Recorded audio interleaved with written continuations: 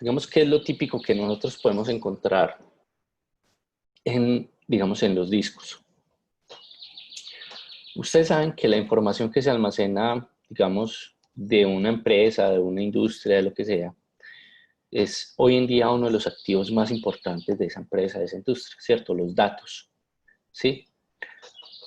Y ustedes saben que pues los discos duros, son elementos que en algún momento pueden fallar. En general los discos duros fallan de múltiples maneras, ¿sí?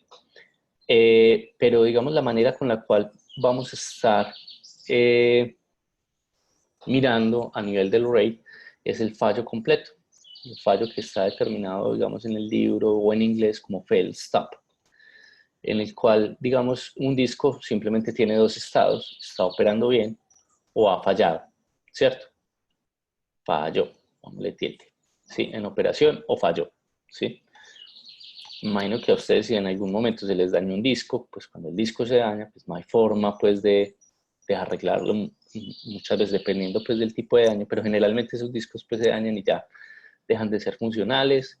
Es decir, por ejemplo, si se daña, digamos que alguna parte del brazo lector, si hay un crash con la superficie, si el motor no funciona bien, el disco deja de funcionar completamente, ¿sí? Entonces, y a veces se pueden dar pues pérdidas de datos totales en ese disco, ¿sí? ¿Cuál es la idea con el RAID? El RAID está en capacidad de soportar de alguna manera este tipo de fallos, ¿cierto? Si yo tengo varios discos trabajando en paralelo, si uno de ellos falla, el RAID estaría en capacidad de detectar ese fallo y recuperarse de ese fallo, ¿cierto? Eh, digamos, recuperando la información que ha perdido en ese disco, ¿sí? Entonces, básicamente esa es una de las grandes bondades que podría entregarnos el RAID. ¿Listo? En general, cuando tenemos un sistema RAID, un arreglo de discos, nosotros podríamos evaluar, digamos, cómo funciona ese arreglo en diferentes frentes, ¿cierto? Teniendo diferentes criterios. Básicamente los criterios que nos interesan acá es, primero, es la capacidad, ¿cierto?